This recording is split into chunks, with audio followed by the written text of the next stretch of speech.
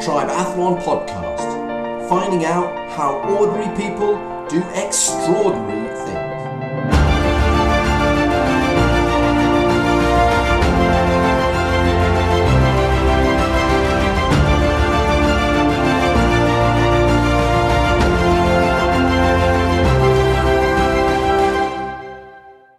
Get faster, get better, and then increase our distances.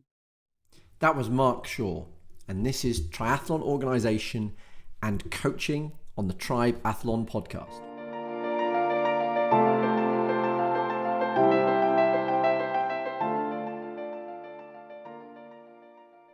As the organiser of both the Dambuster and the Vitrivian, which are two of my local triathlons, two of my first ever Olympic triathlon and my first ever half Ironman, my first exposure to Mark was kind of looking up at him as he did the race briefing from the balcony of the cafe and bellowing out instructions of what we should and what we shouldn't do. But it was brilliant to find out a little bit more about the organisation of an event like the Dambuster or like the Vitrivian, which are iconic triathlons on the calendar, but also to get a better understanding of what his coaching academy, Les Stables, out in France, does for people and how that works, and also a bit more about his story and the career that he had before he got into the organisation of events. So I really enjoyed it. There's a lot of great advice there, particularly with regards to running. So I hope you enjoy the conversation as much as I did and get as much out of it as I did.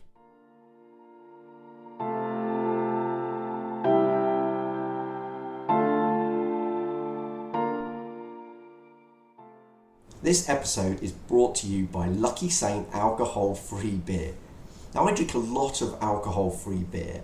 I discovered it originally after a 142-mile ride through the Welsh mountains on a really hot day. And it's just such a refreshing drink to have after a long ride. But you don't generally want alcohol at that point. So over the years, I've tried most of the alcohol-free beers I can find. And my absolute favourite is Lucky Saint.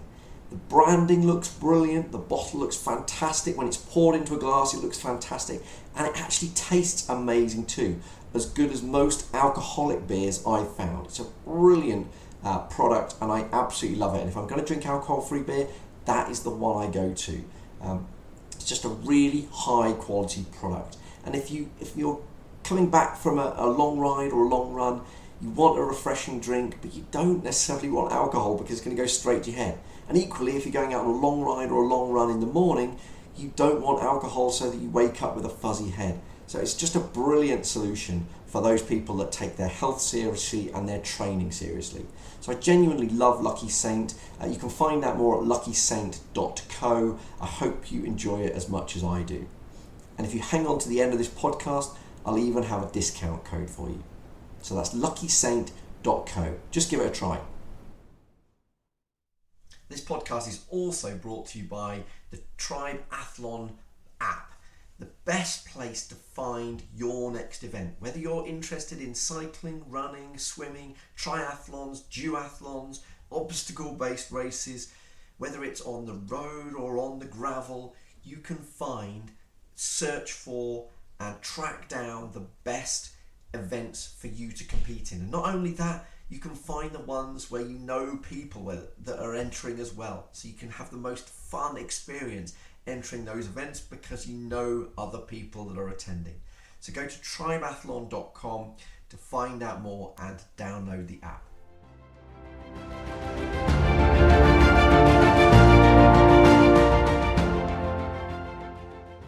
So welcome to the TRIBEathlon Podcast.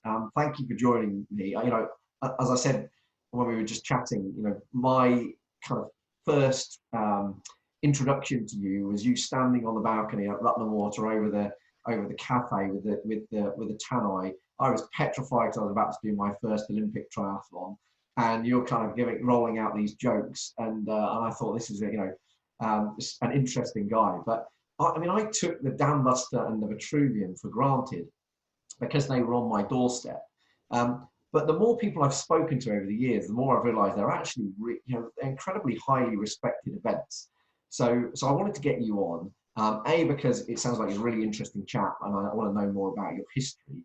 But I want to know more about the events organisation side of it as well, and what you do in France. So it's really brilliant that you can join us. And to kick things off, do you want to tell me a little bit about your backstory? You know, how did you get into all of this? You know, what were you doing? I know you were more of a cyclist, weren't you? So tell me a bit about that, and then how did that lead on to events and coaching and all that sort of stuff? Yeah, it's a strange kind of backstory, if I'm honest. As a kid, my background came from soccer and boxing, so nothing to do with triathlon whatsoever. And I at 21 years, I was running a gym in London, on the outskirts of Twickenham, with a guy called Bill Black, who ironically later on went to be the coach for the GB triathlon team when we went to Australia. Bill Black was the coach for Spencer Smith, who was 3 times world champion, 4 times if you include his juniors, at an elite level. So Bill was a very important part of my life. But I was running this gym with Bill, and had no interest in swimming, cycling or running other than for football and boxing, although I wasn't boxing at that time. And a guy came in and started training, and he was a former professional cyclist. His name was Mick Bennett, and Mick and I are still very close to this very day. And he'd been a professional cyclist. He had been forced to retire through a car accident, and was at that time putting on cycle races. So I started training. He became my training partner. We just hit it off. We got, we had a lot of interest in sport. And he kept trying to convince me to come and watch some of the cycle races that he was putting on, which he was doing for Channel 4 at the time. And I was like, no, I don't want to do cycling. You ride about on your bike. You do what? I didn't get it. And then eventually he convinced me to, and I went down to Cardiff to go and watch the city centre race. And it went through Cardiff Castle, riding on the cobbles. And I saw this incredibly hard, aggressive sport of people fighting round corners to get there first and riding across cobbles. And I just fell in love with that sport straight away. I just thought, this is incredible. I was gobsmacked. I'd never seen anything like it. I thought of people almost riding bikes with a basket on the front. I had never seen anything at this level. I was just in awe of it. So I carried on. I started working with Mick on these races. He called me and he said, you can help me out on these races, etc. So I started doing that, and I got into cycle racing myself. Started doing some racing and all the rest of it. And then very shortly after, I decided, if I'm going to coach at a good level, I'd been coaching a various range of different. He brought me in a lot of professional cyclists to start coaching. I'd already been coaching some rugby players at a top level because we were overlooking the Harlequins rugby ground in the gym.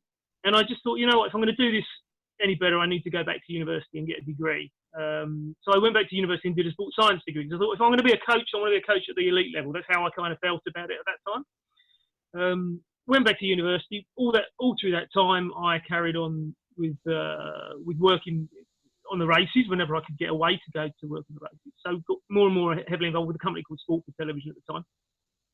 And they then were putting on the Nissan Classic, which is the Tour of Ireland, the Kellogg's Tour of Britain as it was, and a lot of city centre racing. Finished my degree, decided I was going to escape and go and ride my bike for a year in Australia, which is what I did. I was never going to make the elite level. I wasn't never going to make a living out of it. But it was a great excuse to travel around Australia and just ride your bike and have fun.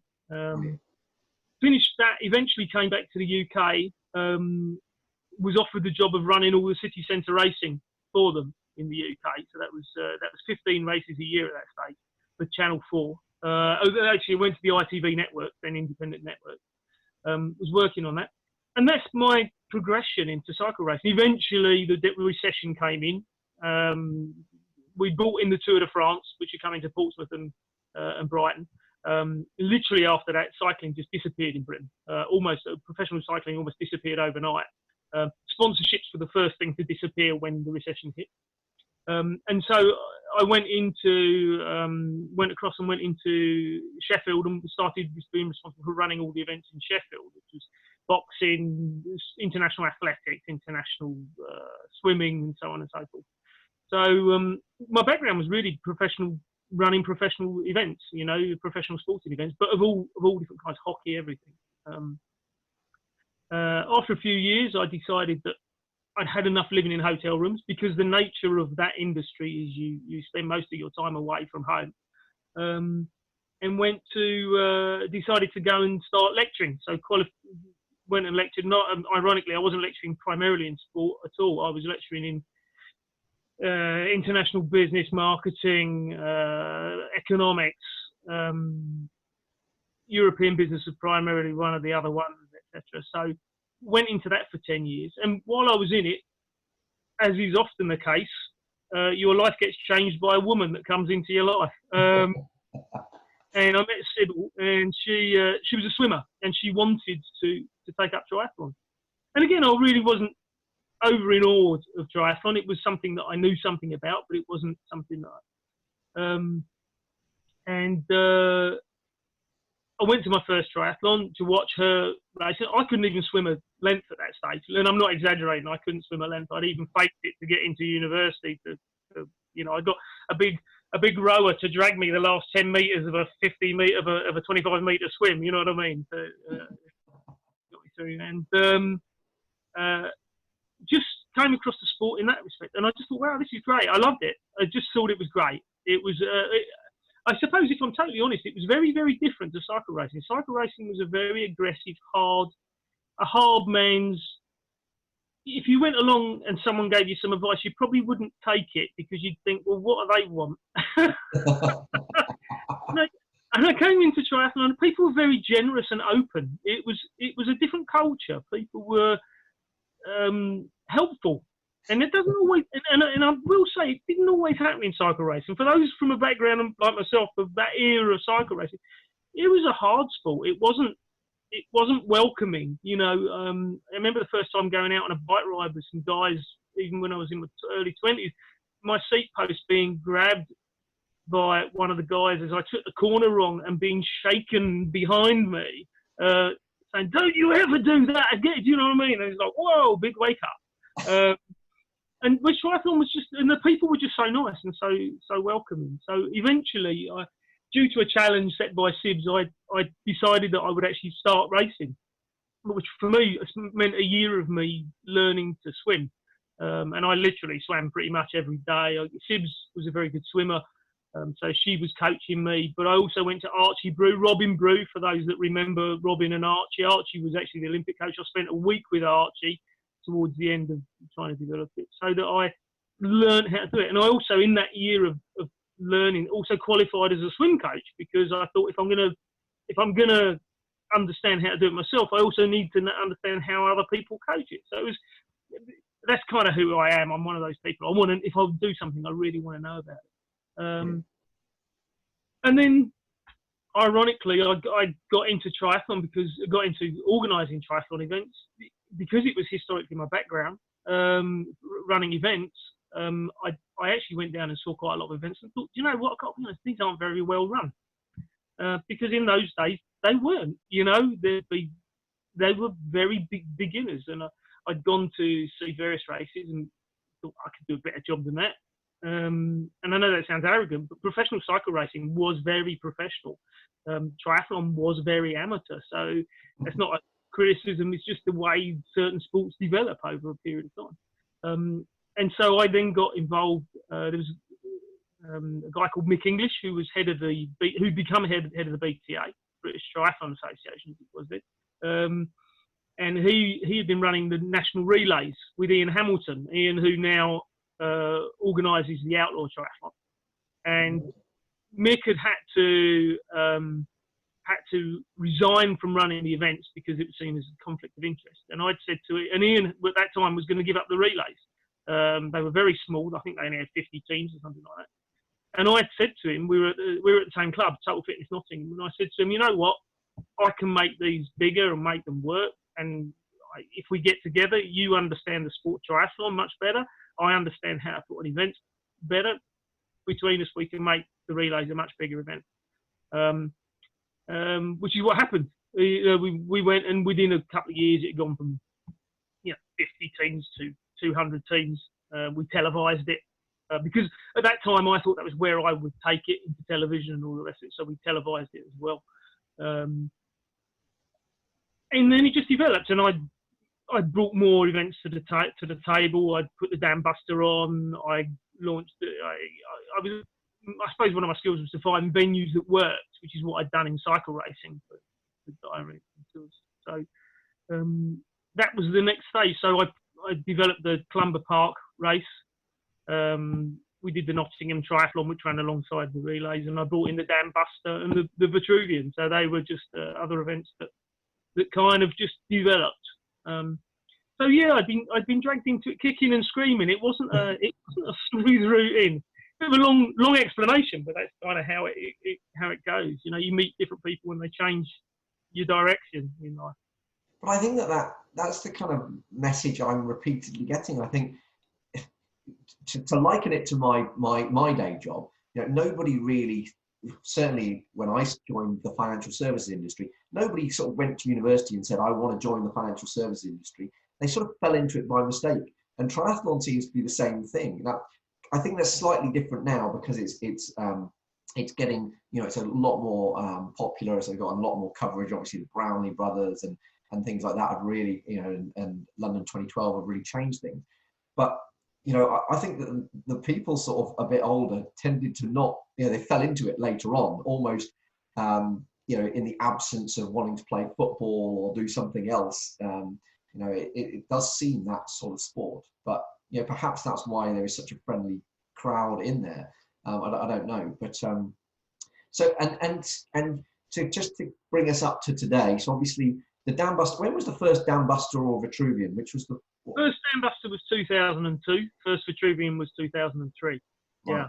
Brilliant. Oh, so they've been going a long time, and obviously they continue. But you also now have you live in France, don't you? And you've got the stables. Or how do I say it? The stables, yeah, whatever. It's a bit of franglais, as it were. Tell me about that.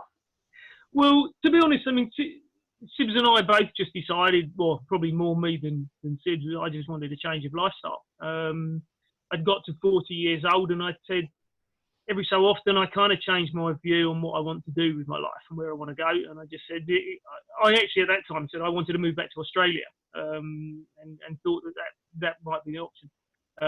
Sibs being very close to our family said, too far, but we'll look at somewhere else. I said, okay, let's just move to France. We both love France.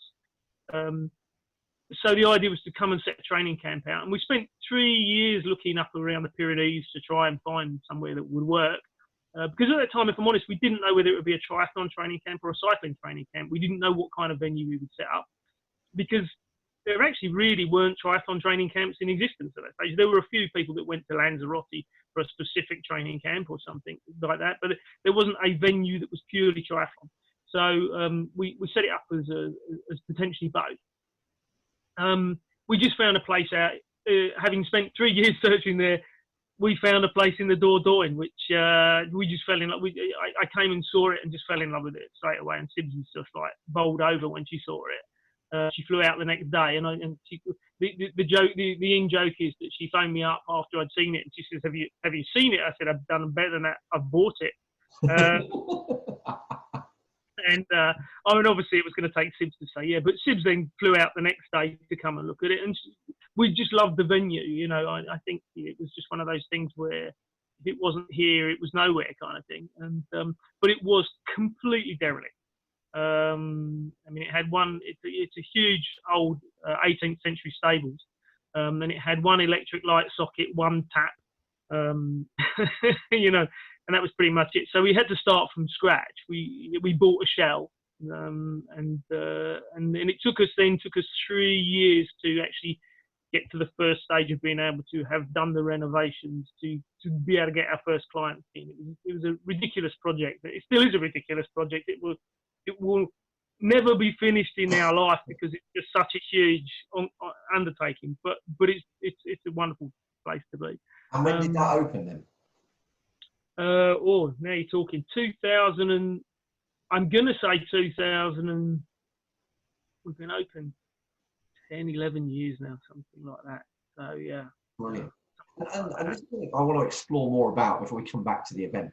What does coming to a triathlon training camp look like? I mean, this is the only one I've ever seen. In fact, when I was doing my dry land swim workout this morning, because obviously I can't get anywhere near a pool, I was putting on my Vitrivian t-shirt, and I was. I thought you say your wetsuit for a minute there. No, I wasn't putting a wetsuit on. No, that's a level too far. I put on my Dambuster. It was a Dambuster or Vitrivian t-shirt. I can't remember, but it had got Le Stablos on the back. I don't know what it would be like. So do people come to a week for a week? Do they come for a month? And what does it look like? It's interesting. Training camps can be very, very different depending on who you go with. Our training camps we're not a boot camp. I think that's one of the things. There are training camps that are boot camps. In other words, you go there to really work on getting your fitness up. I'm not a great lover of that personally. I think it works to a degree, but I think what we focus on is actually the technical side of things. So, for example, you get a lot of swim technical coaching. You won't necessarily swim more than you would do in a normal training week. That's not its purpose. And the same with the bike. We spend a lot of time talking about technique, cadence, gear selection as we're riding with people. And with the running, we focus on running technique. And the reason we do that is I think it's interesting. People see it in swimming. They get the fact that technique really matters. They don't necessarily get it in biking and running. And we do see, even with some of the very good athletes that come out here, that their technique has got some huge errors or some huge flaws in it. And it's hard to change your technique, but actually within a week we can make massive changes, which can see massive improvements in you without you even getting fitter in all three disciplines. It is a very important thing that people buy into it and get it, because not everybody, a lot of people like to do what they do and they don't necessarily want to change it. And that goes across the board. That's from people who are complete novices who are probably more open to it, to even some very, very top athletes who we've had out here who still have some technique issues. And sadly, sometimes those technique issues can lead to long-term injuries and so on and so forth. So I think it should always be technique. The fitness can come later. And when people understand what they should be doing, when they leave us, they can continue to progress. So whilst they can train hard out here, and they do train hard out here, and most people will probably do more than they would do normally at home, that isn't its purpose. Its purpose is to develop their understanding of what they should be doing, so that when they go away, they've practiced it. And a lot of it is about, like certainly in swimming, it's muscle memory. It's actually not only understanding what you should be doing, but training your body to actually perform in a particular movement, which is the most effective way of propelling you through the water. Yeah. Go on. Sorry, guys. I think swimming is the one. You're right. We all have this. When I first got into triathlons, the first thing I did was go up to Inspire to try. Mary Hardwick, who I'm sure you all know very well, and so teach me how to swim properly. But with running and cycling, it's I can put on a pair of trainers. I can jump on a bike. What else? Can there be other than just work harder? My most hated term that I hear in sport is natural. I detest the fact that people say, "Oh, he's a natural this" or "she's a natural that." It's nonsense. Even to the point that in other sports we hear people say he's a natural footballer.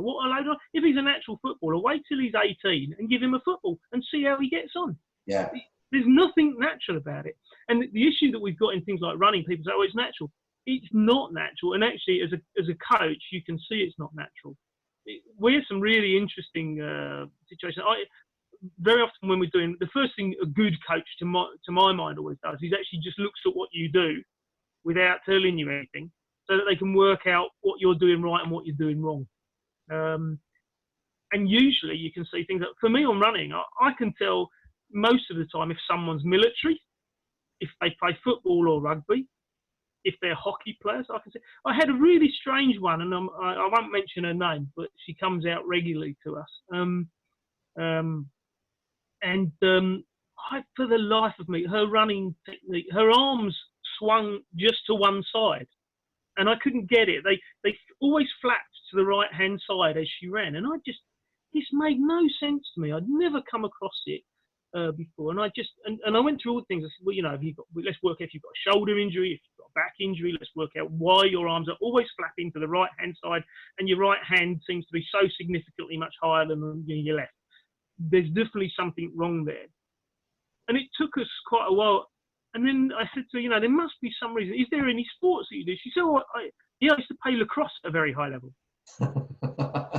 And if you looked at how her hands moved in the positions that a lacrosse stick would move. Yeah. And she was oblivious to this. But obviously what it did is it unbalanced her. So she was rocking. And there's a whole load of back issues potentially that you're going to get from it. And it's really interesting to see those things in an athlete who doesn't realise that they're doing them. Well, I would imagine it's funny. I'm just reading Rise of the Ultra Runners, I think it's called, by Adharahan Finn. Really, that's really difficult to say. And he was talking. He mentioned a kind of growing movement around it. I think it's called anatomy in motion, and it's kind of looking at people that are suffering from injuries and taking it right back to their being. What sport were you doing when you were young, and also what injuries have you had over your life, and saying, well, okay, how is that? The fact that you don't, your head is down when you run actually could be to do with the fact that you had verrucas on your feet when you were a kid and you couldn't run on your forefeet for a period of time, and you just kind of locked in a muscle memory. And it's just a fascinating subject, but it's apparently getting quite a lot of attention. The amount of times that the athletes don't recognise how important their eyes are in terms of running, their inability to hold a horizontal plane where their eyes go. Where your eyes go, your head goes. It's really simple. If you look down at the ground, your head drops. If your head drops, before you know it, your shoulders drop. And eventually you get to that Iron Man shuffle towards the end of the run. You're always bent in half looking at the ground. And all of those have massive impact on stride length. So the ability to keep people upright, and there used to be things like, I heard, many years ago, there was something called the pose method, which I know Tim Don got heavily into, and I've had good conversations with Tim about that, which is this kind of lean forward, tilt forward kind of approach.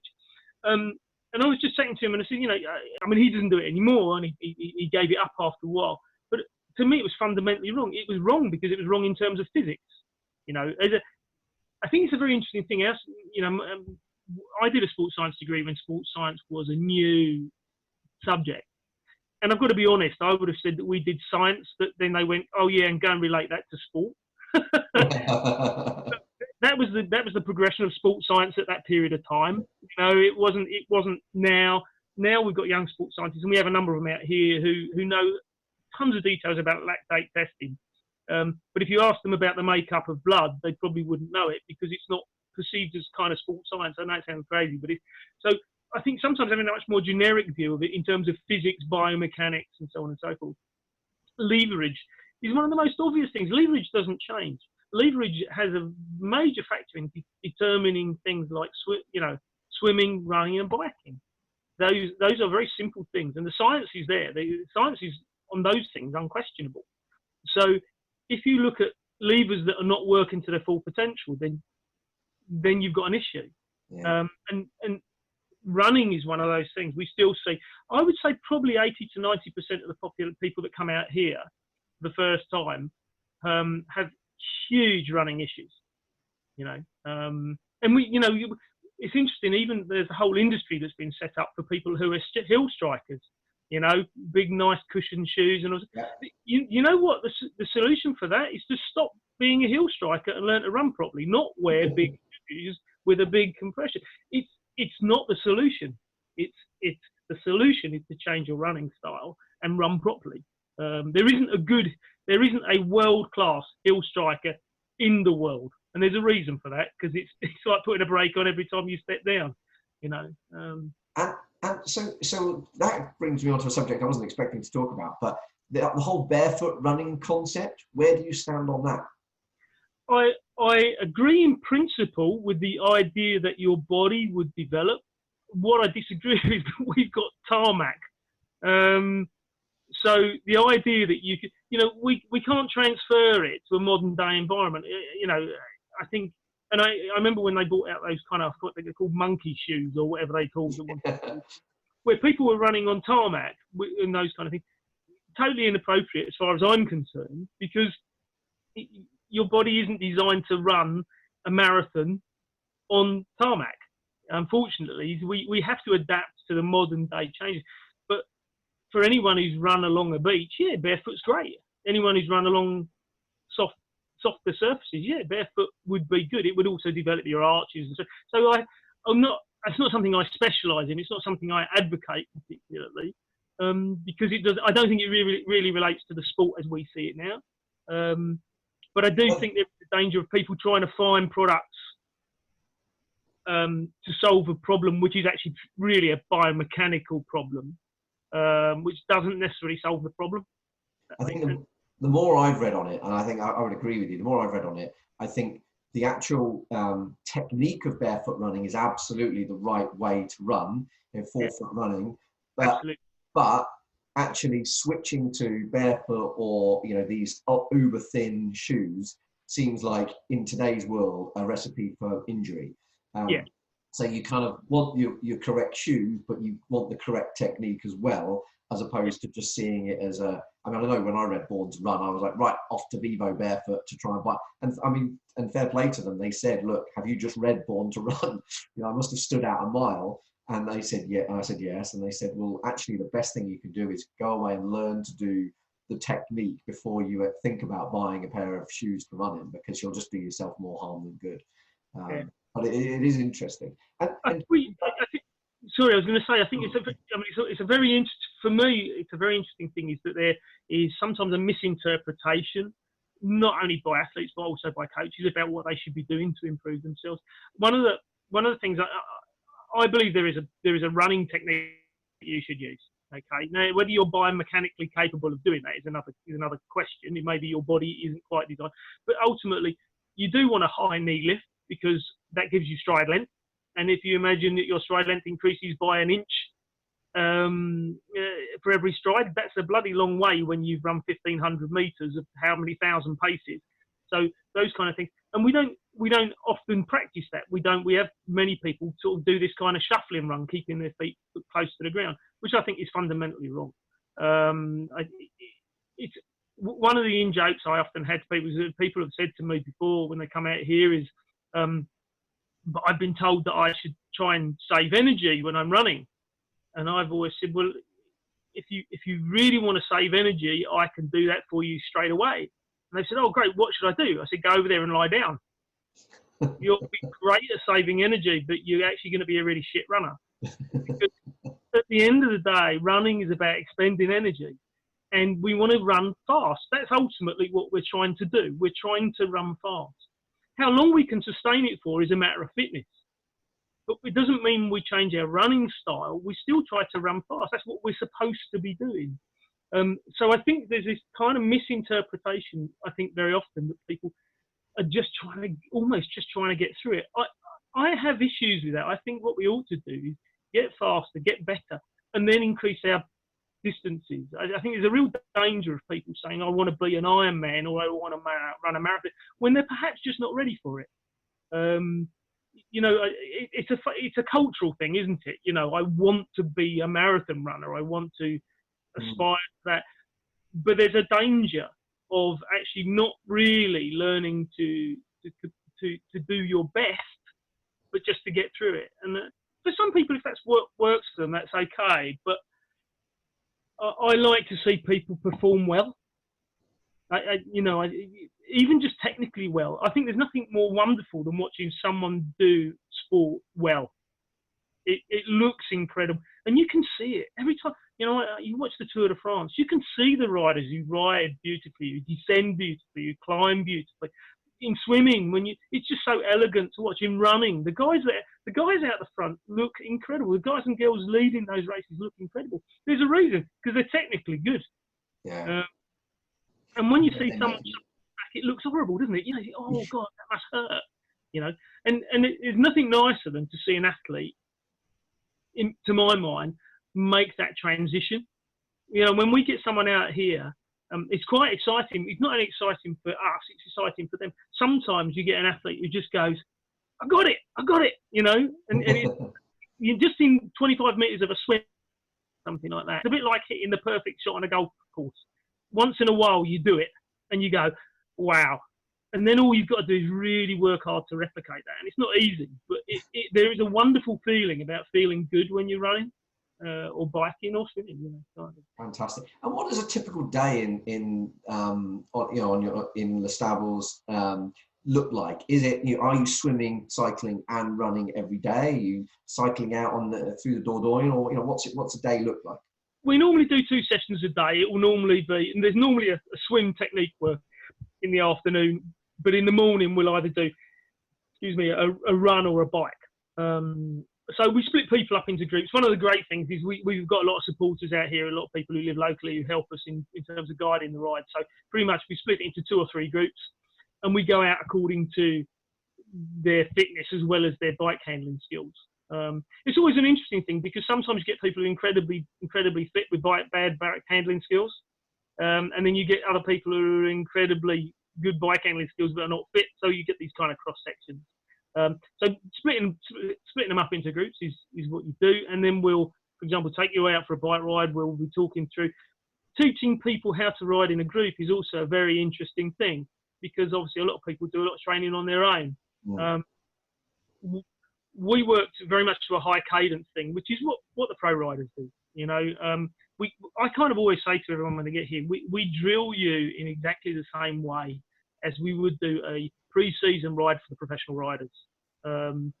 We teach you how to ride in a group. We teach you how to communicate. We teach you what you can and what you can't do, so no one has to grab your saddle and shake you from side to side when you take.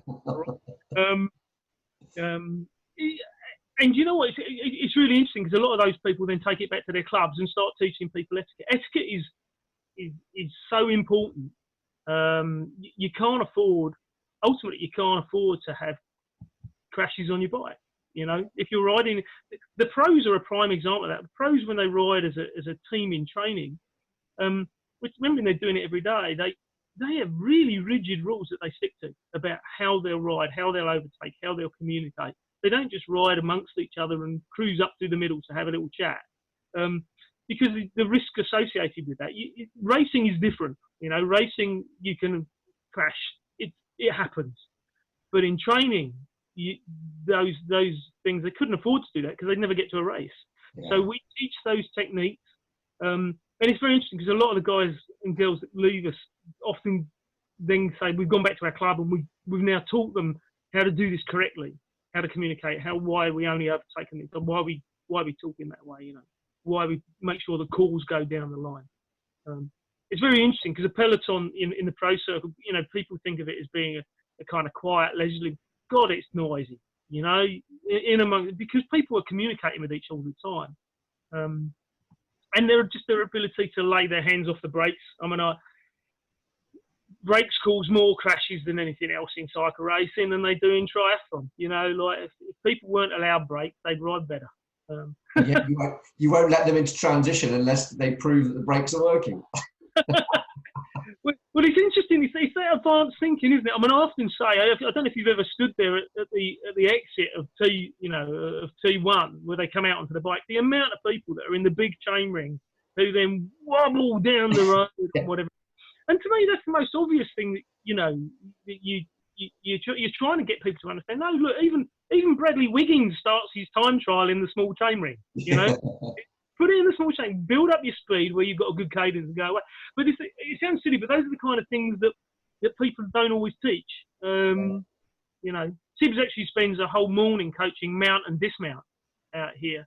And there's a few bruised bodies the next day,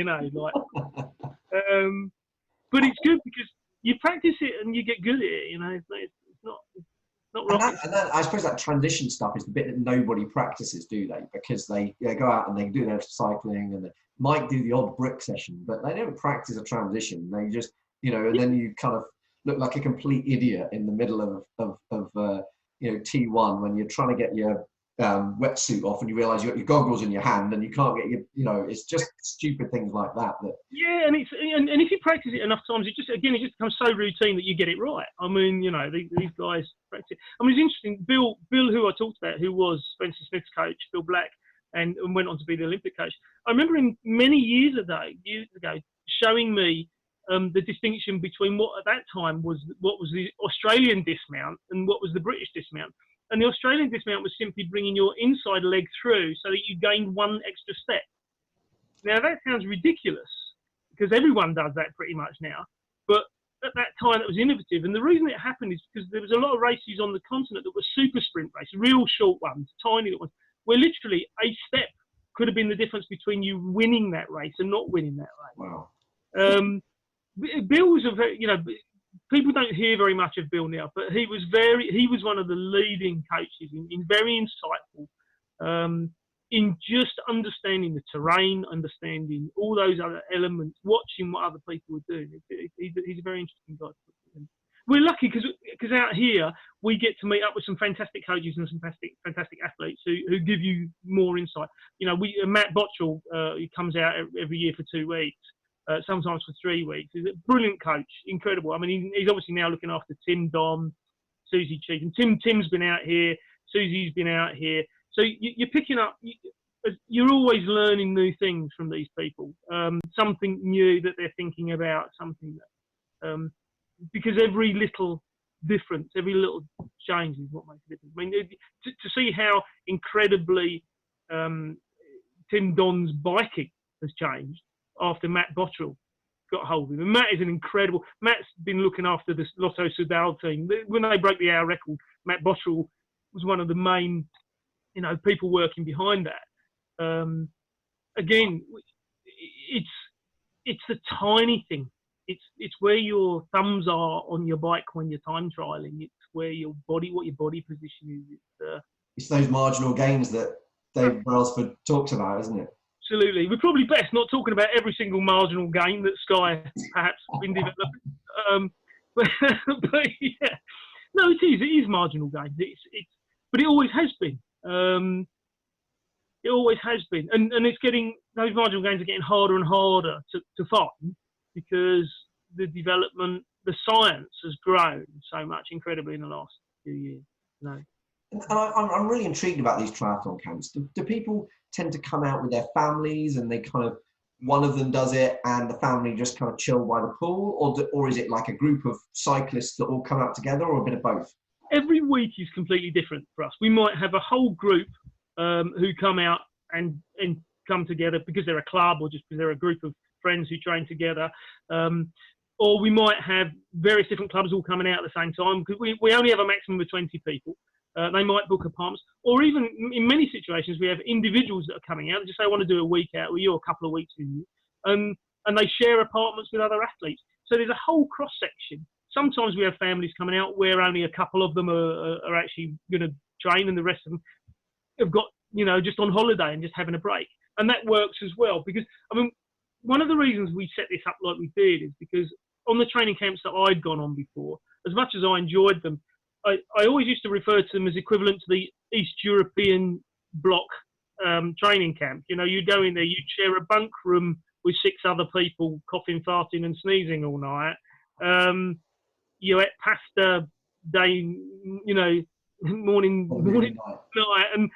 And as much as you love the training camps, we wanted to give something which was a bit more luxurious. And that's very much where we went. So the facilities are, not only is it a beautiful area, but the apartments and the venue itself is stunning. And we get something like 80% rebook. We've had people now coming out. We've had some people that have come out nearly every year. Some groups that come out nearly every year. Well, it sounds very compelling. I'm gonna have to get myself out there at some point. We'll get you out. I'll convince you to write an article on it, and then we're sorted. Fantastic. That sounds like a good deal.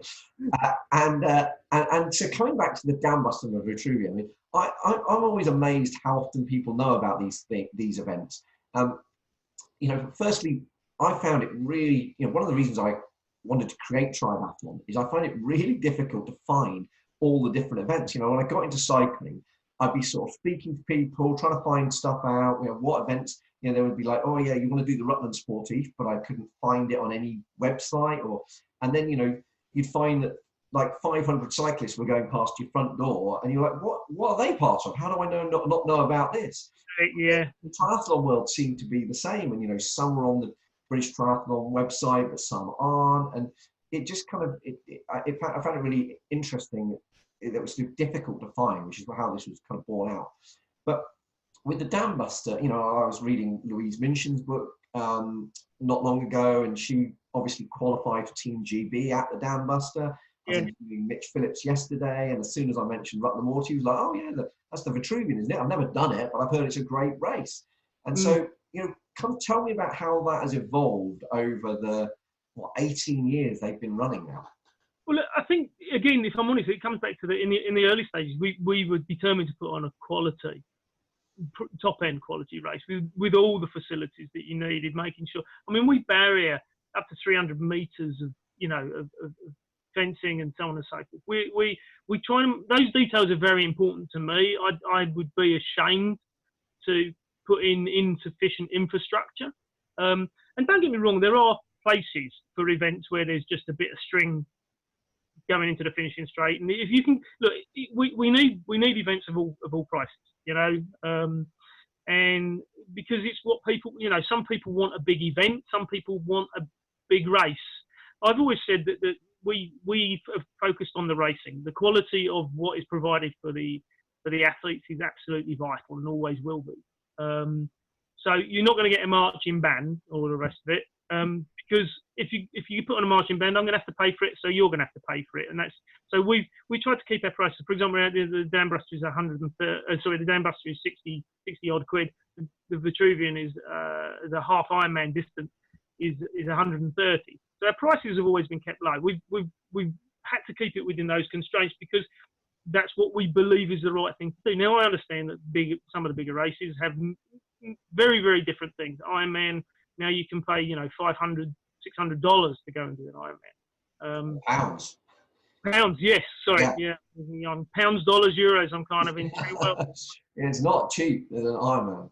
No, but that's okay. Look, I have no issue with people if people want to do that. I think there are certain events. London Triathlon is a fantastic event. As a race, I'm not sure how great it is as a race, because of the nature of if you put that many people into one place to race, it's going to be much harder. There's going to be someone on a Boris bike that you're going to have to try and get around. There is still a place for that. That serves a purpose. But I've always thought, and one of the things you'll probably know is that, for example, the Dambuster and the Vitrivian on many, many occasions have been the national championships or a world or European qualifier. And that's been a very important thing to us. We worked closely with the Federation because we wanted to make sure that the standard was good enough for the athletes to be happy with, that there isn't issues with drafting, that we're not putting a multiple lap Olympic distance race on. Because if you do, you should only have a very small field. That's one of the difficulties I think we often face is if you ever go to the World Championships or European Championships, where they have some multiple lap situations, it's impossible for athletes not to draft. It's just impossible because that many people on a course. It's one of the criticisms of some of the Ironman tracks as well, isn't it? That you'll hear somebody saying, "Oh, well, I got so and so time in Barcelona," and some of the seasoned triathletes that I train with will say, "Well, it doesn't really count because it was Barcelona and it was everyone knows that's a drafting track." Right. Yeah. I mean, those are the kind of issues that come up, and I don't want to put to all about individual events because for me, it's not appropriate for me as an organiser to be saying I don't like that race. But there are certain races which I look at and I go, that's awful. There's a whole load of safety issues as well. I think for me, turning right on a course across oncoming traffic is something that just is horrendous, and I wouldn't ever want to race anything that would have me doing that because the risks associated, and I would never put in a race like that because the risks associated with it would be, as far as I'm concerned, are too great. I think those are the factors. It's difficult because in the UK we're in an incredibly densely populated country, and traffic circulation is always going to be a problem, and all events, unless they've got closed roads, have that issue. But yeah, I think that's the difference. One of the reasons we got a good reputation, we were in a very early. Like I say, we're talking 19 years ago that the Dambuster came to the fore. And being honest, there weren't many races around at that stage. So, for example, I think when I put the Vitrivian on, which was is a half Ironman distance, there were only 5 or 6 half Ironman races in the country. Now there's something like 35, 40. Does that make it more difficult to fill them? Oh, absolutely. Yeah, absolutely. If I'm honest, there's been over the last few years, there's been such an increase in the number of events that the market has cannibalized itself. There was room for more events, but I mean, at one time we used to fill the Vitrivian in 24 hours, 1,000 places, bang, gone. Wow. I think those days for most of us have gone, as organisers. There might be some, Roth may be able to do that, or some other races might, but very few. And the reason is there's just so many races out there. I don't know many races that fill very quickly, and in fact, I don't think there's many races that completely fill anymore in the UK. And there is a difficulty there because as people cannibalise, as the market becomes cannibalised, they just destroy their own market. With my economics head on, there were organisers that I know that used to have 10 races and now they have 20, and then they wonder why they've only got half as many people at each of their races. It's not complicated to work it out, but the difficulty is the competition has made that almost necessary. And we've got a lot being this rate. I mean, you only have to look at the increased number of Ironman races, corporate races, the Outlaw, etc. That have there's more and more. It's as simple as that.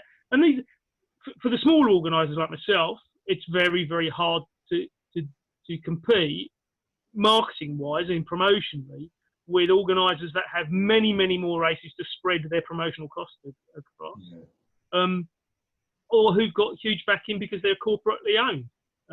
That's incredibly difficult for us to compete with. And eventually, if I'm totally honest, the smaller races won't really exist except perhaps in club form, I think, in time. The big corporations will take over and buy out or just destroy the smaller races. Unfortunately, that is a reality that's what happens in open free market, and there's nothing we can do about that. That's just a reality. We find it harder year on year.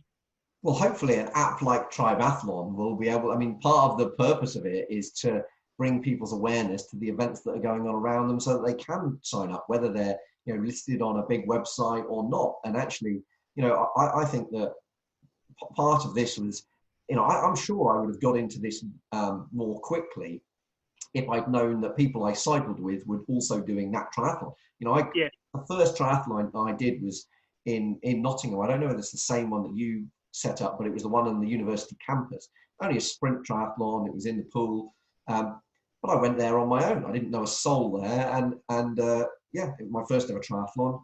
Got the course wrong and ended up running a whole chunk I didn't need to do. But, but it was a very lonely... It's one of mine, I'm just saying. No. It was a lonely thing, and even actually my second, I think, was the same. And actually my third was the Dambuster. And then I kind of bumped into a couple of people I knew while I was there, but I didn't know that I was going to know anybody. So, I think that bringing an awareness of the events is a key challenge, because I think finding them is I liken it to, when I go into cycling, I was kind of struggling to find these events, and once you've cycled for a year, you get through door number 1, and then after another year, you get through door number 2, and then you start triathlons. It's like you're back at the start again, and now I've got to find the doors again. So no, I think you're right. I think you're absolutely right. I mean, there's a community there, but actually access to that information isn't always readily available, and it can sometimes feel like it's a closed door for people. So literally 3 years into doing triathlons, I found out about a month ago there's an Oakham triathlon group. That's where my office is based. That's my nearest town, and I didn't even know it existed. Yeah. So it's crazy. It's a wonderful community when you get into it, but I think like all communities, it's a community, and everyone kind of is doing their own thing and assumes that anyone who knows about them. But you're absolutely right. There's always that issue. It is, and I'm still finding events pop. Somebody will mention it and go, "Oh, have you booked for so and so?" It's like, I don't even know what that is. Why have I only just found out about this 6 years in? But it's an interesting thing for us because, for example, for many years, I had people, going back to the Dambuster, I had people saying to me, people locally said, I didn't know anything about this event. And I often used to say to them, do you do triathlon? And they say, no. And I'd say, well, that's the reason you don't know about it, because I can't afford to advertise to the whole world about this being on. Yeah. So you end up promoting to the people who know about it. Yeah. Well, and absolutely, and of course you would. But equally, if a cyclist lived near Rutland Water, they may go, do you know what? Actually, I'll have a dabble at that. I do a bit of running. I can swim, so Yeah. I'll have a go. And, Absolutely. Yeah. And so was it? Were you based in Rutland, or did you just find Rutland as a good venue for triathlon? Yeah, no, I lived in Nottingham, so I wasn't in Rutland at all. I'd looked at some various different venues, basically, which is how I came across Clumber Park, which is how I came across Rutland Water. And if I found a venue that worked, I planned it all out. I approached the council, I approached the venue, and just went from there, really. So I think it's one of those things where there are lots of venues that people think will work, but actually when you go out there, you start to see the logistical problems of actually putting on an event in that venue. And to me, Rutland Water really works. Although it's interesting because since we started the Dambuster, a new road has been built, which took us up to Oakham, which changed the route after something like 4 years. Then a new set of traffic lights was put in, or 2 sets of traffic lights put in, which we had to negotiate the use of being able to turn them off. So even when you put those things on, things can change dramatically. Suddenly someone builds a housing estate on the edge of something, it can change it overnight. But I think it's such a having now done a few triathlons, and clearly I'm biased because I live on its doorstep, but it's such a great venue for it. I mean, the swim is perfect. It's great conditions. The cycling is interesting. It's a really lovely route, but it's also, it's cycling on lovely hills, but it's also fast and decent roads. And then the run is just fantastic. Other than the fact that you can, particularly on the Vitrivian, you can see all the people that are ahead of you, and you kind of, that can be a good thing or a bad thing depending on what your mental state is at the time. No, you're right. The venue is just brilliant. I mean, the venue work as a position, it works brilliantly. We've also had incredible support from the police and from the highways over the years. There's always going to be difficulties because you're always facing a number of local residents who are going to complain that they don't like it or whatever else. But I think the advantage is that we've been doing it for 19 years now. So we're talking to the police and the highways on a personal level.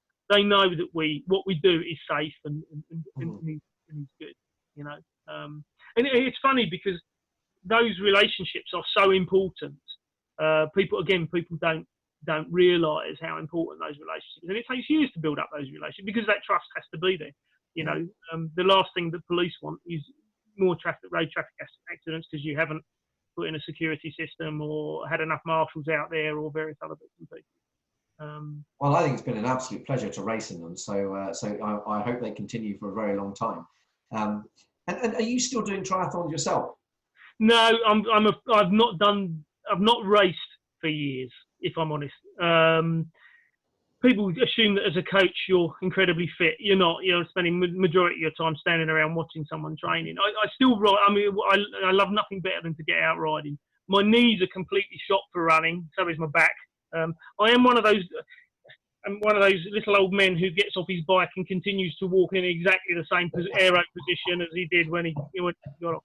So no, I spend more time on the bike than anything else.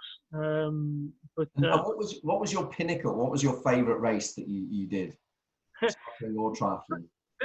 The one that sticks in my mind, if I'm honest, is always going to be the first Ironman that came into the UK, which was Llanberis. Sibs and I have both been chronically ill. We both suffered from Epstein-Barr, which had led to chronic fatigue syndrome. Which is another one of the reasons why we decided that we were going to change our lives as well. It was kind of overworking, overtraining, doing all the things that happen. Sibs had previously won the national champion. She'd been national champion. And then she'd come back from the World Championships, which had been Montreal, where we kind of expected her to medal at the World Championships, and she just collapsed, as it were, towards the end of it. And we knew she wasn't well. We didn't know quite well. And that went to within a couple of weeks of getting back to the UK. After that, her not even being able to get up the stairs to go to bed. Carry her up to go to bed. And it's quite a frightening situation when your partner's in that kind of situation. Yeah. What condition did you say that was? I didn't catch it. Epstein-Barr. It's ironic. It's the same thing that Mark Cavendish has went down with. Oh, right. It can lead to a number of things. A lot of people it leads to I've forgotten what the students tend to get, but basically just fatigue is the biggest issue with it. But it can affect some people chronically, and some people can get over it quite quickly. For us, it stayed with us. We were still diagnosed 1.5 to 2 years later, and that's what moved us into coaching, because we were at TFN at the time, and what we couldn't do is train seriously. Our bodies just couldn't take it. You train for half an hour, and then you have to be in bed for 2-3 hours to try and recover, and it's quite a frightening situation to be in. Yeah. Eventually, when we both got the all clear, that it's a virus, so it stays in your body. I mean, that's the reality of it. So I know a lot of athletes that have suffered from this. We decided when it came out, if the Lamberis wasn't called a 70.3 but half Ironman, then we set that as our target to come back and train. And ironically, I say we said that we would train, but it was finding the time, because I was still working incredibly hard on other things. Sibs was back in training, but we also had to be very cautious of it. And in the end, by the time I did Lamberis, it was only the 5th ride on my bike I'd done that year. It's kind of ridiculous, but I'd said I was going to do it, and so it was a big stepping point for, you had to feel like you wanted to keep it. I'd been running, but I kind of had to back off on the bike quite a bit. And to go and do that and finish that one was just a sense of, okay, I'm kind of back on the road to recovery. So for me, and I will say, it was one of the most incredibly, there was a guy called Simon Blackburn who put it together. It was a brilliantly organised race. And to this day, I still, he was a very committed triathlete who really wanted it to work. I don't think it worked, if I'm honest, financially for that event, of my understanding that it was a financial disaster. But what a brilliant race it was. So for me, that was a personal thing to do that, but it was also the stepping stone bit. For me, that would probably be my most interesting race for me. Fantastic. And as a coach, is there a book or any books or any other resources that you find yourself recommending regularly? Any books that really made a significant impact on your journey? There is one running book, Julian Gota, The Art of Running. Julian's going to thank me for this. He is actually a mate. He's been out here before. I think he's one of those people who hits the nail on the head. Julian was one of the top British middle distance runners at the time. Unfortunately, he was there when Britain had their best middle distance runners. But he was a brilliant runner. But when I say a brilliant, actually, I'm gonna clarify that. One of the things I like about Julian is that now as he's got older, he said the thing that most coaches say and most athletes say once they come out of it, which is, I wish I knew then what I know now. And he puts that into his book so well.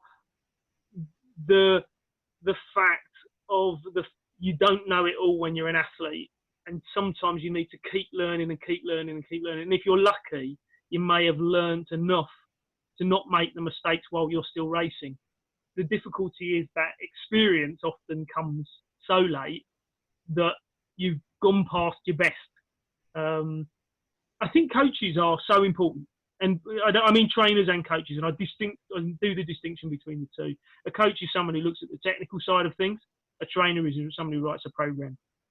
Both of them are vitally important.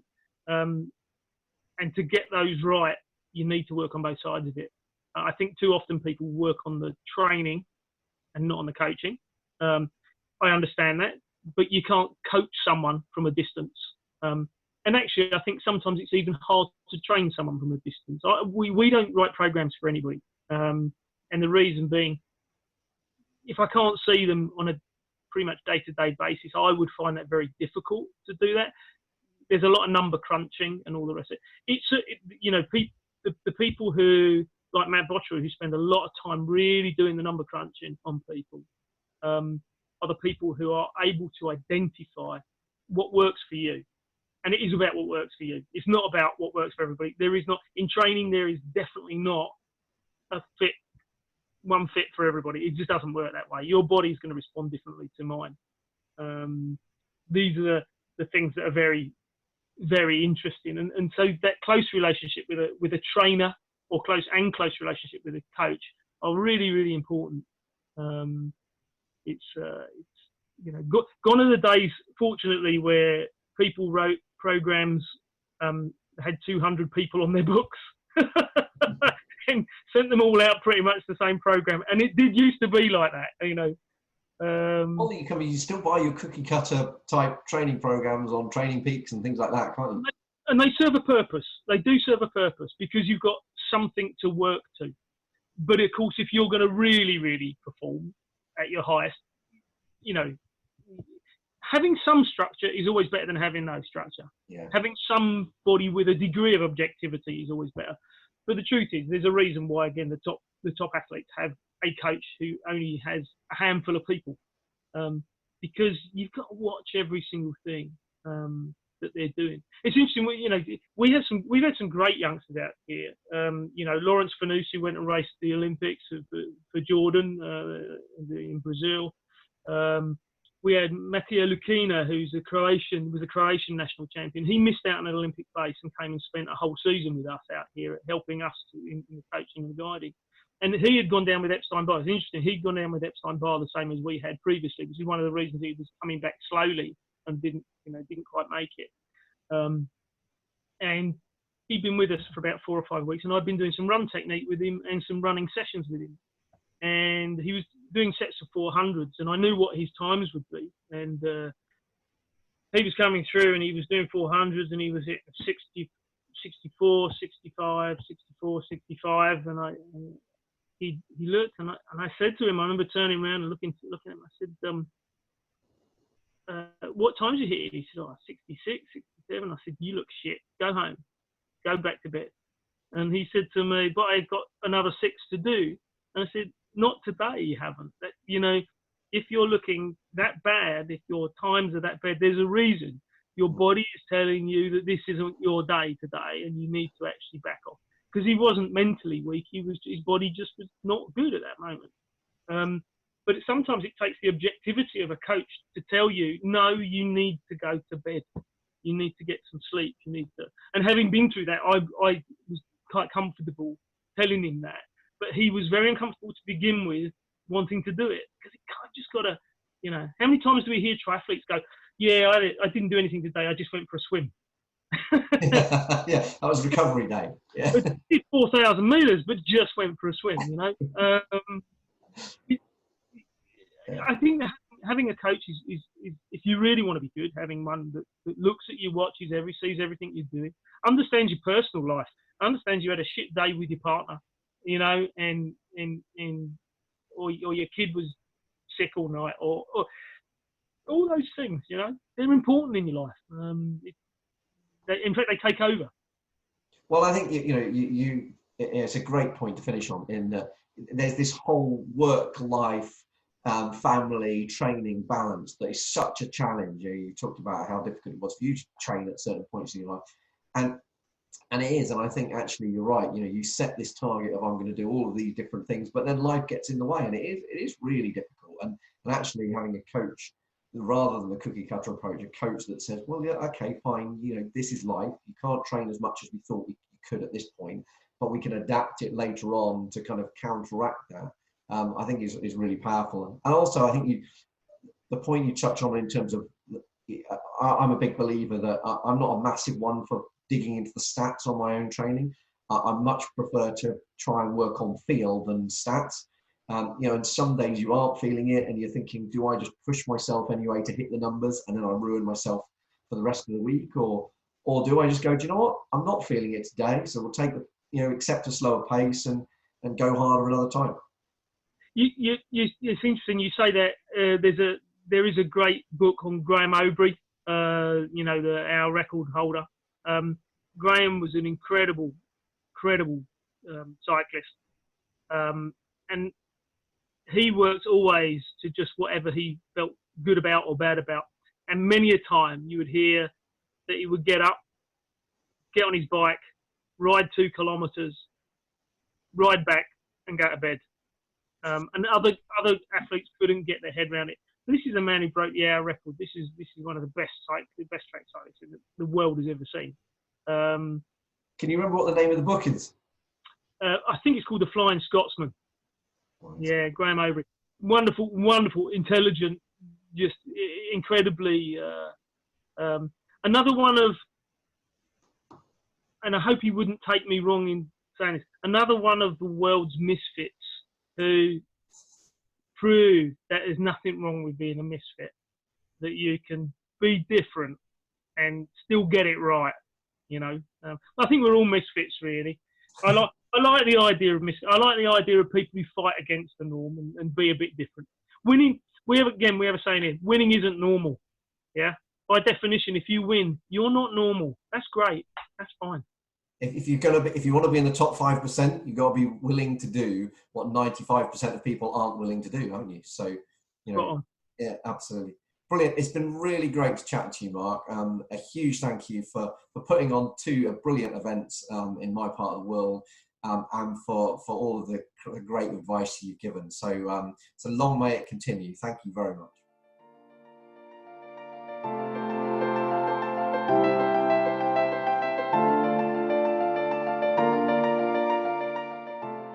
I'm sure you'll agree, Mark's just got a wealth of experience in the world of triathlon in particular, whether that be organisation of events, whether that be competing, or whether that be coaching. So there was so much good advice there, and it was brilliant to chat to Mark. If you want to find out more about Mark, then you can, and the Dambuster and the Vitrivian, you can go to pacesetterevents.com. And if you want to find out more about his triathlon coaching camp, Les Stables, that's les-stables.com. So les-stables.com for more details on that. I hope you got as much value out of that as I did. And don't forget to share your photos with #TRIBEathlon.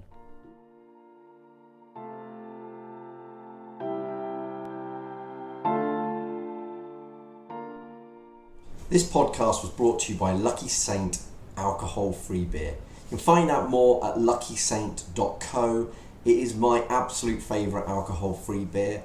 I said if you held on, I'd give you a discount code. That discount code is LUCKYTRI20. So Lucky, spelt as you'd expect, Try, spelt T-R-I, and then 20. Go to luckysaint.co, use the discount code LUCKYTRI20, and you'll get a lovely 20% off your order. I hope you enjoy your alcohol-free, hangover-free beer. And don't forget to download the TRIBEathlon app for more amazing podcasts, but also to help you train, compete, and to build your tribe.